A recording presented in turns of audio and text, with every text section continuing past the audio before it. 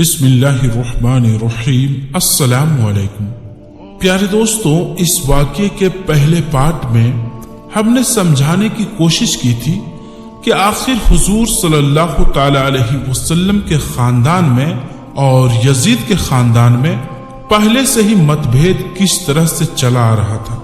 تو دوستوں، آج کی اس ویڈیو میں ہم آپ کو اس سے آگے کا واقعہ بتائیں گے، یعنی آج کی اس ویڈیو میں ہم آپ کو بتائیں گے کہ آخر حضرت امام حسین رضی اللہ تعالی عنہ کربلا شہر پہنچے ہی کیوں تھے۔ ساتھ ہی ساتھ آپ کو بتائیں گے کہ یزید کی فوج نے حضرت امام حسین کے ساتھ کیا کیا اور ان کی شہادت کے بعد ان کے گھر والوں کے ساتھ کیسا سلوک کیا تھا۔ دوستو، اس طرح کی تمام چیزیں آج کی اس ویڈیو میں ہم جاننے والے ہیں۔ اس سے پہلے ہم آپ کو بتاتے چلیں کہ اگر آپ نے اس کا پہلا پارٹ نہیں دیکھا ہے تو آپ جا کر دیکھ سکتے ہیں۔ دوستو، جیسا کہ میں آپ کو پہلے ویڈیو میں ہی بتا چکا ہوں کہ حضرت امیر معاویہ رضی اللہ تعالی عنہ ایک صحابی تھے اور ایک نیک انسان تھے۔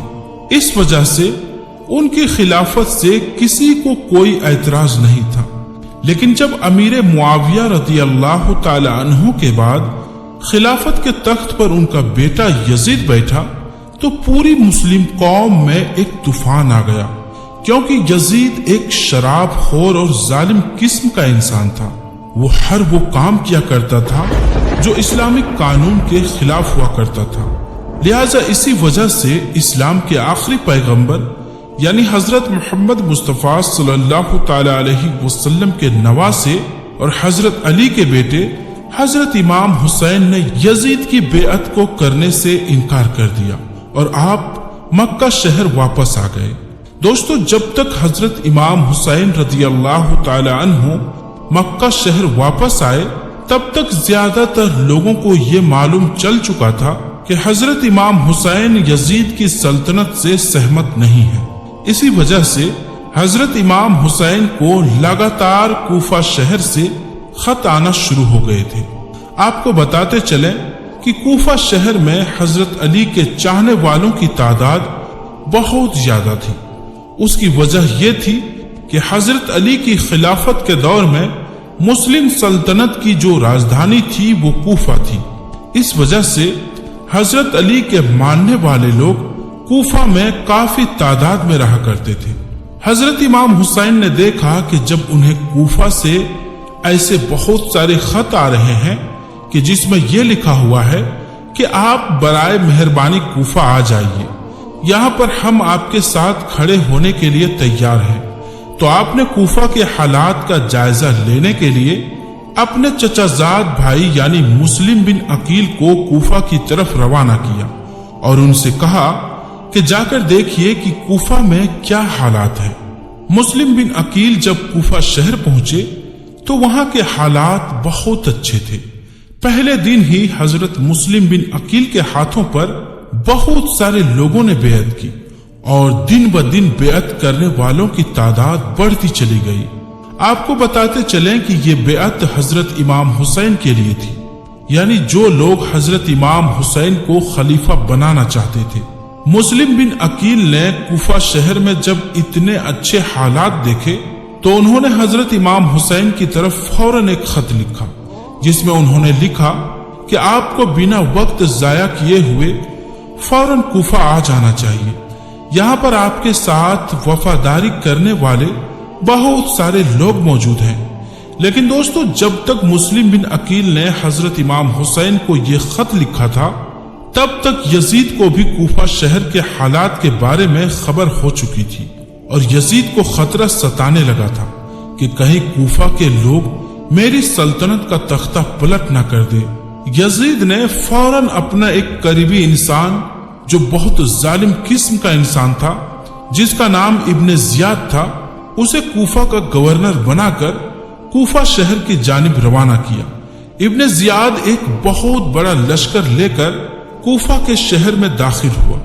اس نے کوفہ شہر کے باہر ہی اپنی فوج کو روک دیا اور خود اپنا حلیہ بدل کر کوفہ کے اس راستے سے شہر میں داخل ہوا جس راستے سے اکثر مکہ مدینہ جیسے شہروں سے काफिले आया जाया करते थे। इब्न जियाद जब उस रास्ते से दाखिल हुआ तो कूफा के ज्यादातर लोगों ने यह समझा कि शायद इमाम हुसैन कूफा में आ चुके हैं। सब लोगों ने इमाम हुसैन समझकर उसका बड़ा ही अच्छा इस्तकबाल किया। सड़कों पर जुलूस निकाला गया और मरहबा मरहबा के नारे लगाए गए। इब्न जियाद ने जब ऐसे हालात देखे तो वो फौज जो बाहर खड़ी करके आया था सारे उसने कूफा में बुला ली और अगले ही दिन कूफा के लोगों को यजीद के जुल्म सितम से डराकर हजरत इमाम हुसैन को सपोर्ट करने से मना कर दिया। वो लोग जो हजरत इमाम हुसैन की वफादारी का 2-3 दिन पहले तक दावा किया करते थे, अब वो लोग हजरत इमाम हुसैन का साथ छोड़ चुके थे। यजीद के जुल्म के डर की वजह से कूफा के हालात सिर्फ एक दिन के अंदर इतने खराब हो चुके थे कि खुद हजरत इमाम हुसैन के वो चचेरे भाई जिन्हें उन्होंने वहां के हालात देखने के लिए भेजा था, यानी मुस्लिम बिन अकील, उनको अपनी जान बचाना भी महंगी पड़ गई। वो अपनी जान बचाने के लिए कूफा की एक बूढ़ी औरत के घर पर छुप गए थे, लेकिन उस बूढ़ी औरत के शौहर ने वहां के कोतवाल से मुखबिरी कर दी थी, जिसकी वजह से हजरत मुस्लिम बिन अकील और उनके साथ उनके 2 छोटे छोटे बेटे भी थे, उन तीनों को गिरफ्तार कर लिया गया और फिर कुछ लम्हे बाद ही हजरत मुस्लिम बिन अकील को उनके 2 छोटे बच्चों के साथ शहीद कर दिया गया। दोस्तों, वहीं दूसरी तरफ यानी मक्का में मुस्लिम बिन अकील का भेजा हुआ खत हजरत इमाम हुसैन तक पहुंच चुका था, जिस खत में लिखा हुआ था कि कूफा के हालात बहुत अच्छे हैं, आप वक्त जाय किए बिना फौरन कूफा आ जाएं। लिहाजा हजरत इमाम हुसैन ने फौरन कूफा जाने की तैयारी शुरू कर दी। हजरत इमाम हुसैन अपने तमाम अहले खाना के साथ कूफा की तरफ रवाना हुए। जब आप कूफा शहर के बिल्कुल करीब पहुंच गए तो आपको यजीदी फौज ने रोकने की कोशिश की। हजरत इमाम हुसैन ने फरमाया कि मैं तुम लोगों को बुलाने पर ही कूफा शहर आया हूं। अगर तुम लोग चाहते हो कि मैं कूफा शहर ना आऊं तो मुझे वापस जाने दो, मैं जाने के लिए राजी हूं। यजीदी फौज ने हजरत इमाम हुसैन को कूफा शहर में दाखिल नहीं होने दिया। लिहाजा हजरत इमाम हुसैन ने अपने पूरे घर वालों के साथ यानी अपने पूरे काफिले के साथ अपना रास्ता बदल लिया। चलते चलते जब आप एक चटियल मैदान में पहुंच गए तो आपने एक जाने वाले इंसान से सवाल किया कि ये कौन सी जगह है। आपको जवाब मिला कि इस जगह को करबला कहा जाता है। आपने फौरन अपने पूरे लश्कर को हुक्म दिया कि यहीं पर खेमा लगा दिया जाए। लिहाजा इस तरह से हजरत इमाम हुसैन करबला में पहुंच चुके थे।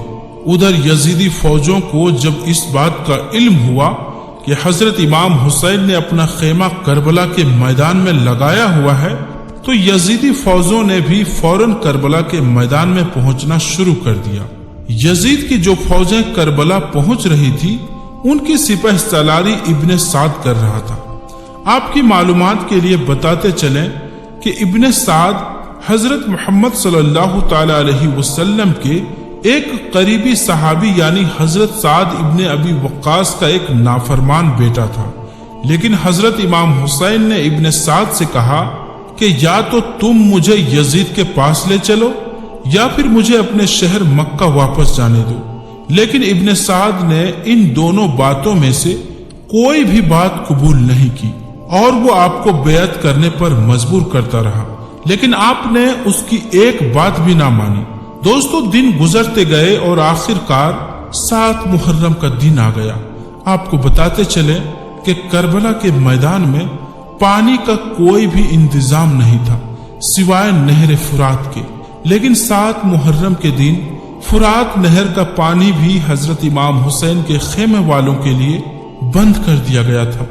हजरत इमाम हुसैन और उनके साथ मौजूद तमाम जवान वफादार तो इस प्यास को बर्दाश्त करते रहे, लेकिन छोटे छोटे बच्चे और औरतों का प्यास की वजह से बुरा हाल हो चुका था।